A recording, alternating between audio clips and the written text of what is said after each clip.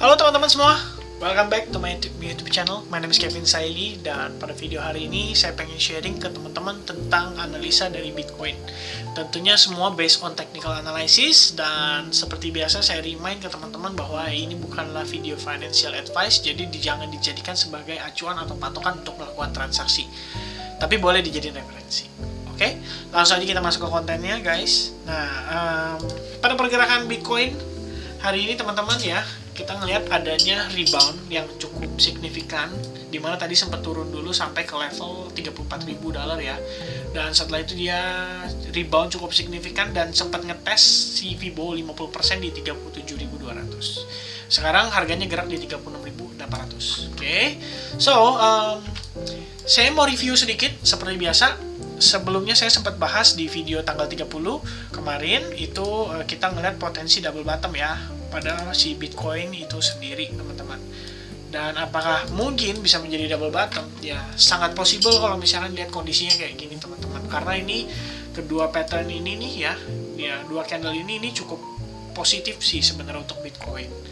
Ini jadi bisa aja kita bilang ini sebenarnya double stars ya di level bawah, atau double spinning top standar reversal juga. Nah, gini teman-teman. By the way, seperti biasa, Elliott Wave kan saya ingatkan lagi, saya remind lagi ya, terdiri dari impulsive wave dan correction wave. Ini correction wave dan ini potentially jadi correction wave-nya kita sebelum meneruskan impulsive wave. Tapi sebelum meneruskan impulsive wave, seperti biasa juga saya ingatkan teman-teman bahwa kita baru bisa benar-benar menentukan bottomnya itu ketika si Bitcoin atau ya market manapun itu start creating higher low, higher high, ya, higher high, higher low, higher high, higher low, kayak gitu ya kurang lebih. Kalau misalkan dia di sini double bottom, potentially menjadi awal dari benar-benar bottomnya itu secara price action. Sebelum akhirnya dia meneruskan higher high-nya, higher low-nya kayak gini ya teman-teman ya. Ini potential movement-nya kan next ya, either dia kayak gini dan seterusnya dan seterusnya dan seterusnya. Oke. Itu saya udah sempat bahas juga di beberapa saat yang lalu teman-teman. Nah, untuk time frame daily. Nah, menurut saya selain daripada itu, level ini sebenarnya menurut saya cukup kuat, cukup strong. Jadi saya pernah belajar tentang gimana caranya kita mengetahui big volume besar yang benar-benar powerful. Nah, dan saya kasih tanda di candlestick ini, kenapa? Karena candlestick inilah yang melakukan breakout ya teman-teman. Jadi kalau secara ini kita secara apa ya, anggapannya kayak semacam permainan lah teman-teman ya. Ketika ada satu kelompok dia berhasil melakukan breakout pada resistance di sini, kemudian kan ada kelompok nih yang melakukan hold ya kan, dia nahan levelnya di sini ya. Either dia take profit atau dia sell atau dia ya counter sell menggunakan short pada futures dan lain sebagainya. Dan kelompok short itu berhasil make money ya sebagian. Oke. Dan buyernya balik retest tapi gagal untuk breakout, dan dia retest lagi, turun lagi.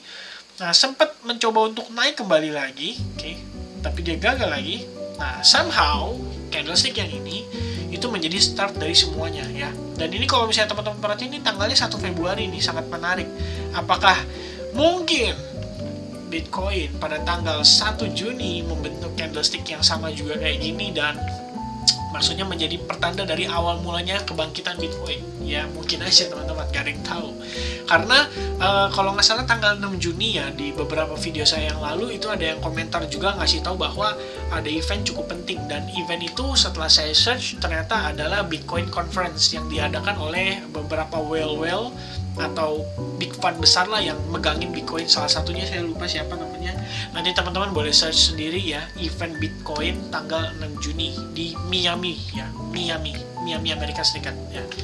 Oke, so big fund itu memberikan dorongan di sini teman-teman. That's why kalau misalnya kita lihat lagi ya, sebenarnya supportnya itu nggak bener-bener di level yang ini loh ya, yang 30.000 ini loh ya.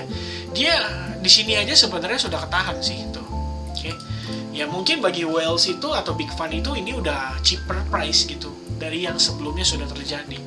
Lagi pula kenapa saya sampaikan data ini masih valid gitu ya. Maksudnya kenapa kita bilang bahwa big fund itu masih mempertahankan level di area kisaran sana gitu. Oke. Nih, saya juga kasih lihat teman-teman, ini bagus banget. Jadi pasca dia terjadi breakout ini sebenarnya, menurut saya Bitcoin itu nggak benar-benar creating higher high ya. Ini sebenarnya dia tuh bermain di higher-nya yang ini, yang menurut saya yang super valid gitu teman-teman. Yang ini, of course, ini false breakout, dan menurut saya ini juga sama, false breakout teman-teman ya. Ketika dia hold above, tapi dia nggak konsolidasi. Jadi salah satu syarat untuk pergerakan itu dikatakan breakout adalah ketika ini resistance, oke, dia breakout lalu dia konsolidasi di sini, oke, baru dia meneruskan penguatan lagi.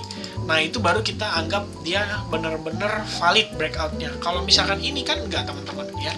Ketika dia terjadi breakout, oke, nah dia langsung begini, langsung balik lagi. So, ini kita consider sebagai false breakout sebenarnya, which means ini nggak pernah jadi higher-nya yang baru atau higher levelnya yang baru dari yang terakhir di sini. Menurut saya resistance-nya yang paling valid di sini. Jadi, berdasarkan pengalaman saya, baik itu di forex trading, terutama forex sih, ya berarti artinya si big fund yang berada di level ini itu masih mempertahankan area atau maintaining ground kita bilangnya ya.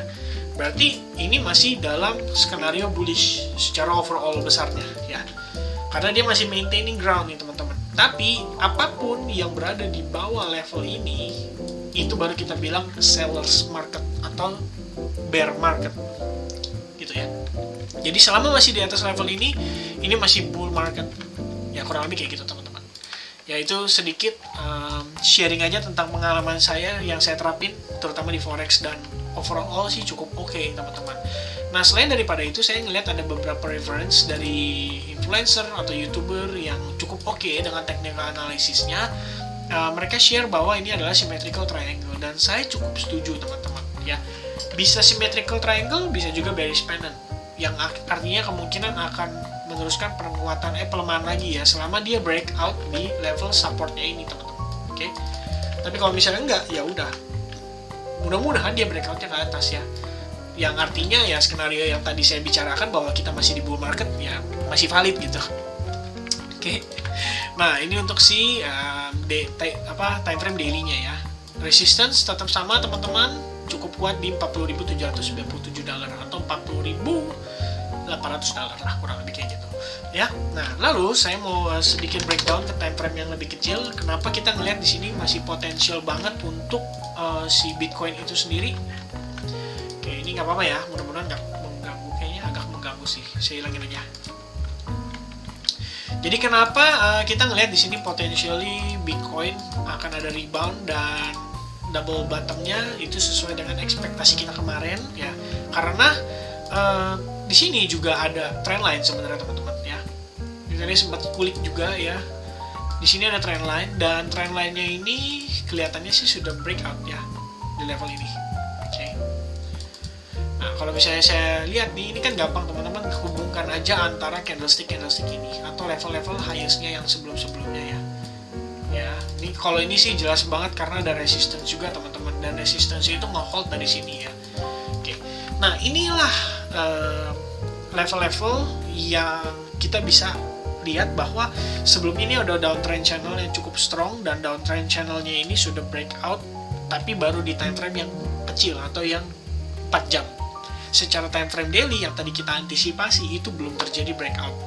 Kalau misalkan breakout ini nge-lead kita ke sini ya, maka secara daily itu juga sudah breakout.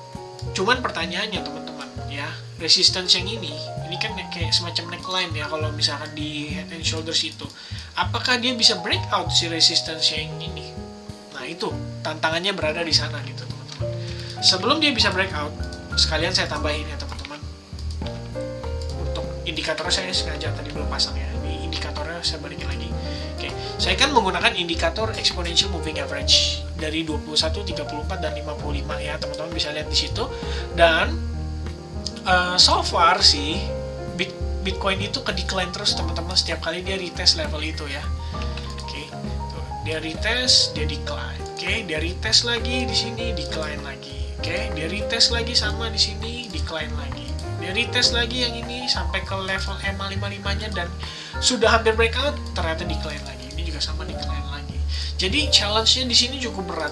Tapi kalau misalkan dia decline hanya untuk sementara waktu, karena hanya untuk meretest si support ini ya, atau resistance line ini, sebelum dia akhirnya meneruskan penguatan kayak gini, nah ini bakal good skenario banget nih teman-teman. Karena sekaligus kita bisa ngelihat si Bitcoin itu start creating level higher high ya, kayak gini.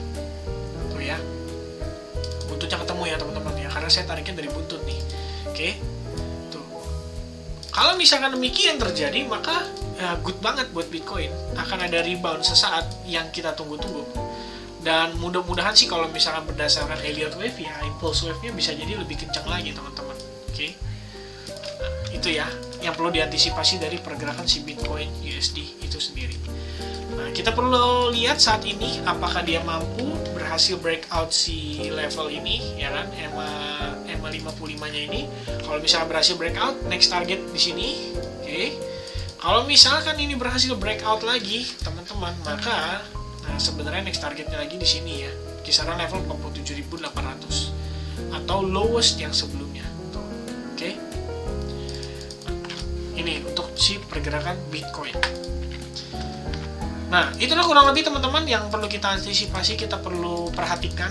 Terutama besok itu adalah closingnya untuk monthly ya, dan juga daily ya. Daily kalau daily ya gitu ya teman-teman. Oh iya, satu lagi teman-teman, hampir saya kelupaan. Ini good banget teman-teman ya. Ini adalah bullish engulfing ya. Terjadi di time frame kecil, time frame 4 jam. Lalu kalau misalkan kita lihat di sini juga, ini adalah hammer ya teman-teman ya, hammer, dan itu terjadi di bawah. Ini sebenarnya bullish engulfing nih, terus hammer. Oke. Banyak banget sebenarnya price action yang nunjukin bahwa kita itu udah mulai di bottom nih ya kan, setiap kali dia ngetes level-level bawahnya itu. Dan ya kalau misalkan turun lagi sih nggak salah sih kalau misalnya dia turun sampai ke level ini lagi gitu teman-teman, tapi bukan berarti berakhir ya. Kita masih expect itu memang retest yang memang harus dilakukan terhadap si resistance ini yang sudah di breakout gitu. Jadi kalau dia hold, maka ini jadi true support. Dan kalau udah true support, ya kita tinggal tunggu aja si exponential moving average ini bersilangan atau golden cross supaya dia ngejar ke next level berikutnya. Oke, itu aja mungkin video seputaran Bitcoin.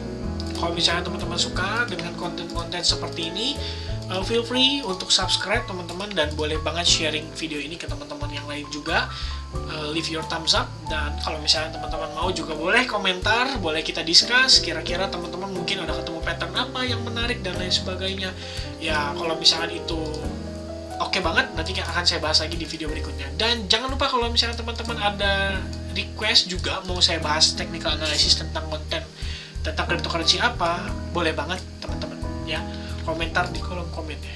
Oke, itu aja dari saya, Bitcoin USD. Pergerakan hari ini mudah-mudahan bisa membantu teman-teman dalam mengambil keputusan, dan juga sebagai referensi untuk teman-teman melakukan technical analysis ya, untuk belajar sih intinya. Oke, itu aja. Terima kasih banyak atas waktunya. Sampai jumpa lagi di video berikutnya. Cheers.